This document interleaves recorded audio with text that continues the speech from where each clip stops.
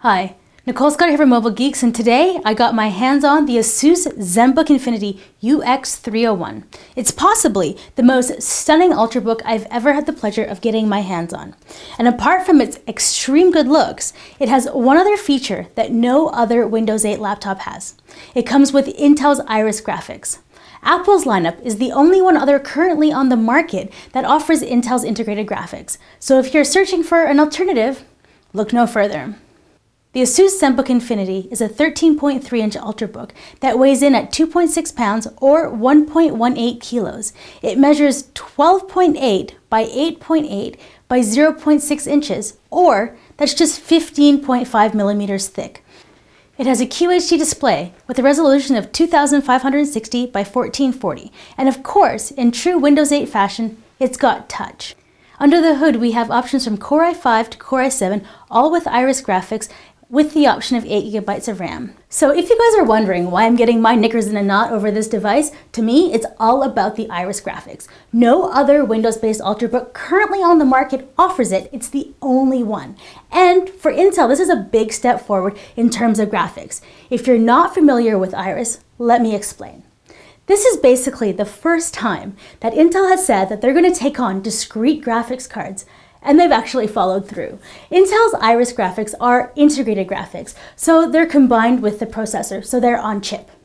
The alternative is a discrete graphics card. So this means that you have an extra piece of hardware in your computer and it's eating up your precious battery life. So that's kind of the 101 on what's going on here.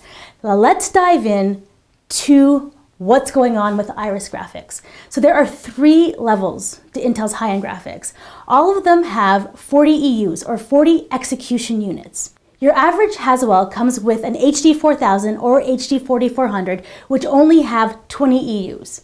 So starting at the top, the Iris Pro or the HD 5200 has a 128 GB EDRAM or RAM right on the chip. This is a game changer because the RAM isn't shared with the computer. It's just for the graphics. So below that is the HD 5100, which has a slightly lower clock speed, but it draws a lot less power, 28 watts versus 55 watts, and it doesn't have EDRAM. Below that is the HD 5000, which doesn't have the Iris name. The only difference is that it has a lower clock speed because it draws only 15 watts of power versus 28 watts. So it still has the 40 execution units and it still packs the graphics punch, but it doesn't have the same power draw. So far, only Apple has come to market with Iris graphics, and if I were one that were into conspiracy theories, I'd probably say that Apple made a deal with Intel to make everybody else wait while they got a nice head start on being the only ones to offer this amazing new graphics processor. But I won't speculate because I don't own an army jacket and I really enjoy showering. I'll leave the speculation to you guys as to why everyone else on a Windows-based PC had to wait to get these awesome graphics core. But back to the Zenbook.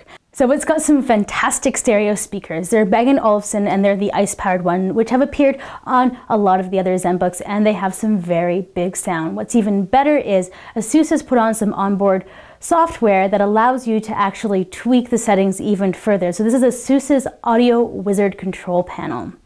ASUS has also added the Nuance Powered Dragon Assistant to the UX301, which allows users to interact with the notebook via voice commands. ASUS has maintained the very high standard of the Zenbook Island-style keyboard. It's spacious, and it has good deep feedback that's nice and springy. The one thing that I do have to complain about the Zenbook lineup, actually all of them, not just this one, is that if you are lazy with typing and rest your wrists, you're gonna get some painful marks. On the upside, it forces you to keep your wrists nice and high so that you won't get carpal tunnel. So take it as you will, good or bad. The touchpad is 3.9 inches by 2.6 inches, and it's fast and responsive. It can even handle Windows 8 multi-touch gestures, 2-finger scroll, and 3-finger flick, which I always like to see on my touchpads. The ASUS Zenbook's UX301 lasted us just over 8 hours of web browsing and movie watching. It's on par with the Samsung ActiveBook 9, which we'd peg as, I'd say, the main competitor to this device when you're looking at Windows 8, though it doesn't have the Iris graphics and it even has a slower processor. So looking at the main competitor, it's actually the MacBook Pro, and it comes in at a runtime of 9.5 hours, but it's a bigger device and it has a bigger battery and it's thicker. So I'd argue if you're looking for something for portability, this is actually much better. So when it comes to gaming is one of the big focuses of this device because it has the integrated Iris graphics. So looking at World of Warcraft, which is always a nice benchmark, the Zenbook delivers 64 frames per second at 1366 by 768 on low settings. However, when you put it on auto detect and it ran at the native resolution of 2560 by 1440, that dropped to 27 frames per second. To give you a comparison to the MacBook Pro on the same settings, native resolution of 2560 by 1600, it ran at 20 frames per second. We weren't actually able to benchmark ours because it was a pre-production sample, but the guys at Laptop Mag actually beat us to a review, and so they put their unit through the paces. So we decided to tell you some of their numbers just to give you an idea. The UX301 scored 6,862 on Geekbench 3, which according to their database is way higher than the ultra-portable average of 4,445. The only downfall that I can really come up with is that it's expensive. To me, part of the extra price tag is that you're paying for the stunning design. I mean, it has the Gorilla Glass lid, even though that was a little bit of a fingerprint magnet, so you kind of had to polish it, but actually I didn't mind. It's so pretty. I almost like polishing it. Maybe it's like a car, where you don't mind cleaning your car. Maybe it's the same thing here, but I actually didn't mind as much as I've minded on other ones. At least it's not those like ugly glossy lids, you know, like the one, yeah, from like a year ago. I'm glad they stopped making those. So would I pay this much for a device? Well, I have in the past and I would again. I will pay for good performance and I will pay for good looks.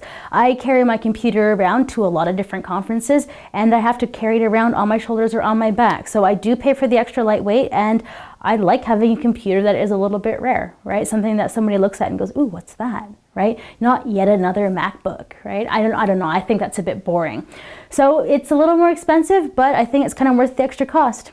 So I'm Nicole Scott for Mobile Geeks, and that was a detailed look at the ASUS Zenbook Infinity. If you haven't already, please subscribe to our channel over here.